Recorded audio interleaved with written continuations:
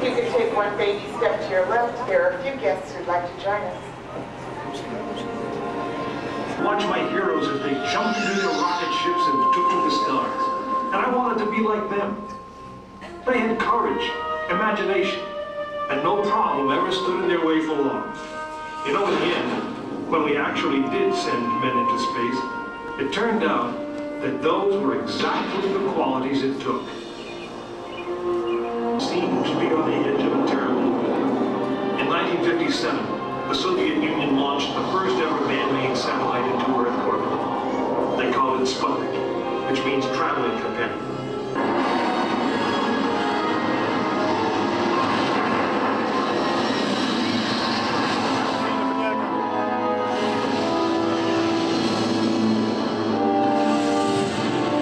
It was being called the space race, and we were running a distant second. In 1961, we fell even further behind, 6.5 miles into space.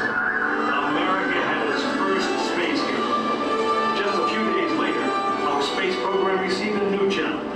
But this one did not come from the Soviet Union. It came from our young president.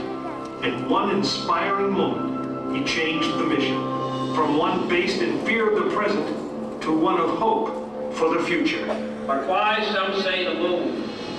Why choose this as our goal? And they may well ask, why climb the highest mountain? Why, 35 years ago, fly the Atlantic?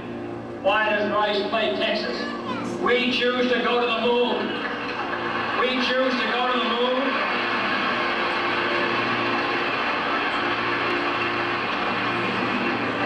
We choose to go to the moon in this decade and do the other thing. Not because they are easy, but because they are hard. We hadn't been more than 16 minutes into space, and now we were going to the moon. Or on board Apollo 1 for a plugs-out test. A full-scale dress rehearsal for the actual launch. Suddenly it happened. There was a fire in the capsule. 3 men whose lives had been in our hands were lost. Surely the opening vistas of space promise high costs and hardships, as well as high reward. But this country of the United States was not built by those who waited and rested and wished to look behind them. After Apollo 1, some thought we'd... It was a few days before Christmas, 1968, when Apollo 8 sat on the pad. She was the first of a new kind, a moon rocket. This was the Phoenix, risen from the ashes of Apollo 1. We were now in the final minutes before the launch of Apollo 8, right here where it actually happened.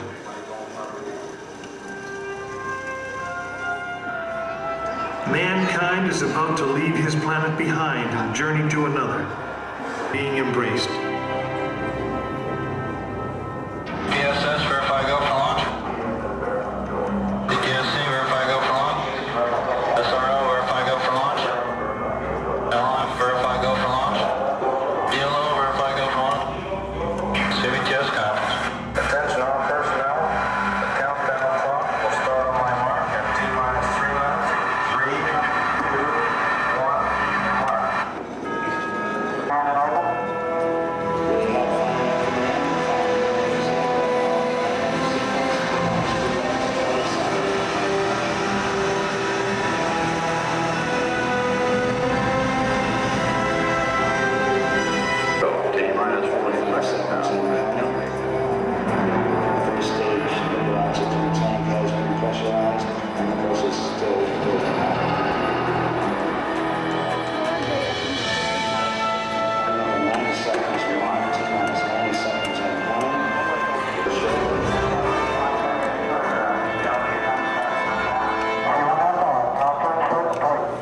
We have the power transfer. We're now on the flight batteries within the rocket.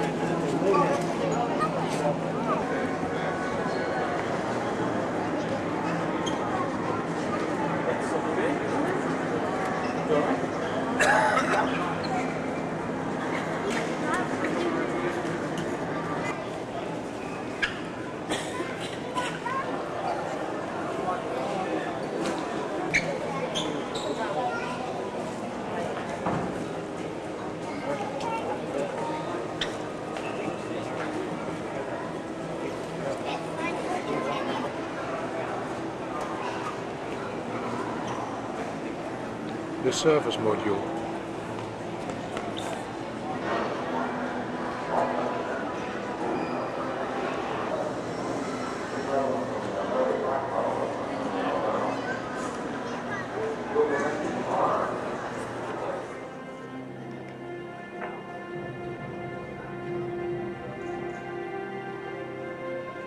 Get controllers, we're off to a good start. Flight school. AOS left. Roger, AOS left. Houston Eagle, how do you read? Eagle, we're standing by for your burn report, over.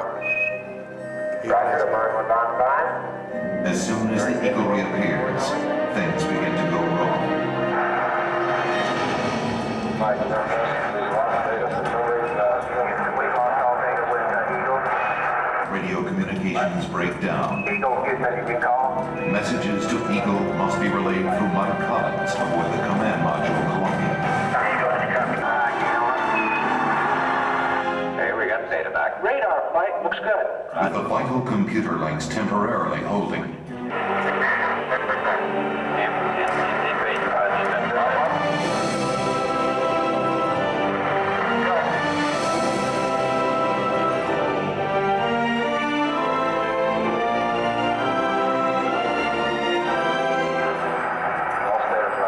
Hurtling toward the moon at 3,800 miles per hour, Neil Armstrong notices his checkpoints are all appearing too soon.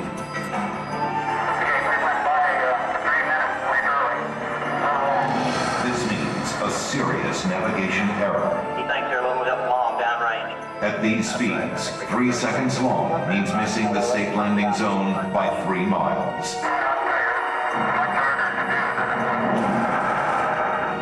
Problem with the onboard computer. 1202 alarm.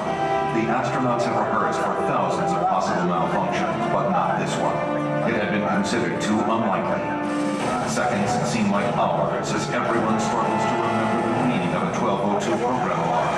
The deadline to safely aboard is vanishing fast. Give us a reading on the 1202 program alarm. 1202 means the Eagle's onboard computer is overloading. This means Houston is blind, unable to make navigation corrections or interpret the data coming from Eagle's computer. Armstrong and Aldrin are on their own. Mission Control decides they can go ahead. We're calling that flight. We're calling that alarm. If the data link doesn't fail again. Roger, we got you. We're going that alarm. Down flight controller is inside. In Mission Control, everybody is stunned. At 300 feet, the Eagle has left its flight plan and taken off at full speed across the face of the moon. Eagle, Houston, it's descent to fuel. Monitor, over. 90 seconds of fuel remaining. Now less than 200 feet, and the Eagle is too low to safely abort back into orbit. They call this part of the flight plan Dead Man's Curve. No level, no level. All that's left for Mission Control is to read off the fuel remaining in seconds. 60 seconds. 60 seconds. The entire moon landing has come down to 2 men and 1 minute. Forward. Forward. Bring speed down, 2.5. And down to 30. 30 seconds. 30 seconds. Lights on. Down 2.5. Forward. Forward. More forward. Lift it to the right. Down 1/2. Contact light. Okay, engine stop. And shut down. Tranquility Savior, the Eagle has landed. Roger, Tranquility. We copy you on the ground. You got a bunch of guys about to turn blue. We're breathing again. Thanks a lot.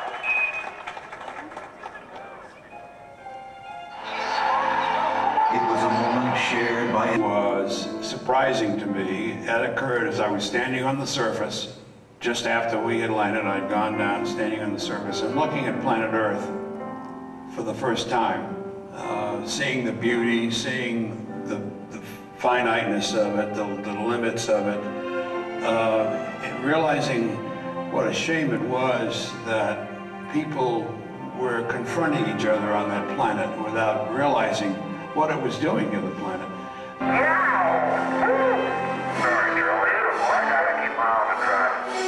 I never thought when I was a kid building rockets, you know, in high school, that we would go to the moon, you know, before the end of the century. I mean, I thought that was something that was way in the future, fantasy.